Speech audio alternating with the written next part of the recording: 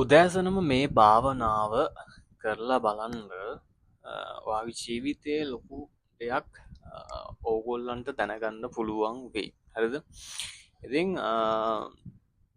ජීවිතය වෙනස් වෙන්නත් මේක ගොඩක්ම බලපායි. ඉතින් try කරලා බලන්න. මම ඊට කලින් මේ කියලා දිනවා. නමුත් මම වෙනම වීඩියෝ එකක් කරන්න හිතුවේ මේකේ powerful ගතිය තවත් ඕගොල්ලන්ට පොඩ්ඩක් මේක විස්තර කරන්න ඕන හින්දා. right. එහෙනම් මොකක්ද මේ ක්‍රමය?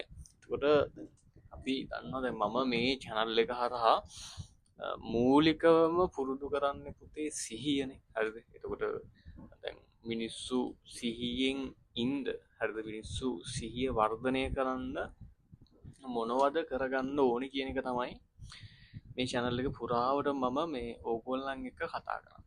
එතකොට දැන් ජීවිතය ගත්තොත් ඔබ සිහියෙන් ඉන්නවා කියන්නේ හරි ඒ කියන්නේ පූර්ණ සිහියනේ. සිහියෙන් ඉන්නවා කියන්නේ අතට කිව්වොත් ඔබගේ සිතුවිලි ගැන, අතට ඔබ කරන දේවල්, ඔබ බලන දේවල්, ඔබට ඇහෙන දේවල්, මේ හය ඉන්ද්‍රියට ගෝචර වෙන දේවල් ගැන සිහියෙන් ඉඳීමනේ. ඒතකොට මම කිව්වා මේ දිහා වෙන වෙනම බලන්න පුළුවන් නම් මේකේ ප්‍රත්‍යක්ෂ අපිට ඉක්මනින් කරන්න පුළුවන් කියලා. හරිද? ඉතින් ඔබට ජීවිතේ හරිද? ඔබට ජීවිතේ ප්‍රශ්න එන්න පුළුවන්. හැබැයි මේ භාවනාවත් එක්කම මම හිතනවා ඒ දේවලුත් අකාමැකිලා ඒ ප්‍රශ්න ආවත් ඔබගේට ගණන් ගන්න නැතුව ඔබට ලස්සනට ඉන්න පුළුවන් කියලා මම මෙතනදී අනිවාර්යෙන්ම මේ ඔයගලන්ට කියන්න ඕනේ. හරි. ඉතින් මෙහෙමයි. මේක තියෙන්නේ ළමයි හරිද? මේක ඇත්තටම තියෙන්නේ උදෑසන නැගිට ගමන්. හරිද? පිරිසුදු හිතින් නැගිටම ඔබගේ කයට හරිද?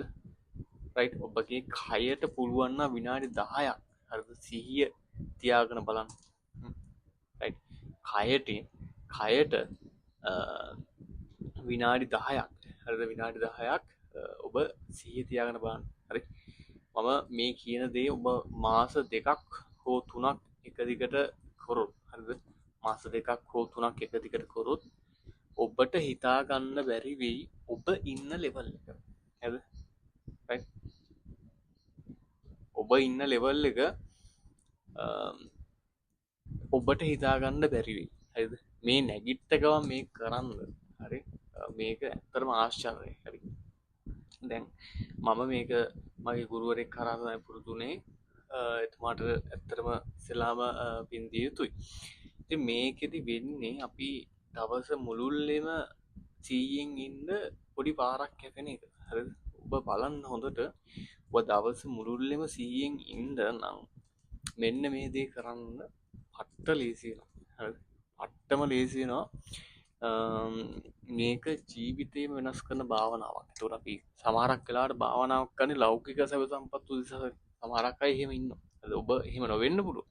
නමුත් මම මේ මට හම්බෙන අය කියන්නේ ඒතකොට එක පුද්ගලයෙක් හම්බුණා. ඒ පුද්ගලයාගේ අරමුණ තමයි ලෞකික සැප. මේ භාවනාව.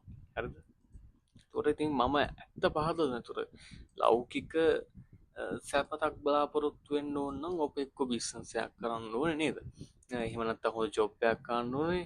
හොඳ ඩිග්‍රී එකක් කරලා ඒතකොට එහෙම කොහෙට රටට ගිහිල්ලා එහෙම ලෞකික සැපක් ඔබට ගන්න බෑ. හැබැයි ආධ්‍යාත්මික සැප ඇත්තටම හම්බෙන්නේ මේ භාවනාව තුලින්. එහෙනම් මම කියන්නේ ඔබගේ ගෝල් ඔබ ඇචීව් කරන්න. හැබැයි කවදාකවත් ලෞකික දෙයක් උදෙසා භාවනා කරනවා නම් ඔබ ඒක නවත්තන්න. ඒක ඇත්තටම තේරුමක් නැහැ. හරිද? ඒක ඇත්තටම තේරුමක් නැහැ. ඔබට තේරුමකුත් නැහැ. ඒක කාටවත් තේරුමක් නැහැ.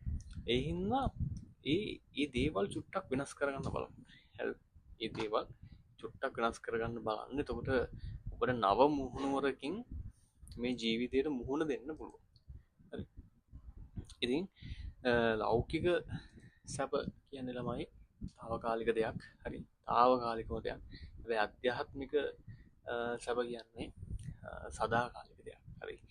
ඒ නිසා ඔබ මේක හොඳ ආකාරයෙන් ජීවිතේ තේරුම් ගන්න ජීවිතේ විඳවන්න එපා කවදාකවත්. හරි. ජීවිතේ ශක්තිමත් කරගන්න තව මම හිතනවා එතකොට අපිට ලොකු ගෝල් එකක් අචීව් කරගන්න පුළුවන් ජීවිතේ. ලොකු දෙයක් ජීවිතේ අනිවාර්යෙන් achieve කරගන්න පුළුවන්. ඉතින් මේ දේ කරලා බලන්න. හරිද? ජීවිතේ තියෙන විදවන්න මේ අනිවාර්යයෙන්ම විදවන්න මේ විඳින්න. හරි? ඉතින් මම හිතනවා මේ වීඩියෝ එකෙන් දෙයක් ගන්නද කියලා. ඔබ සැමට එන. තෙරුවන් සරණයි.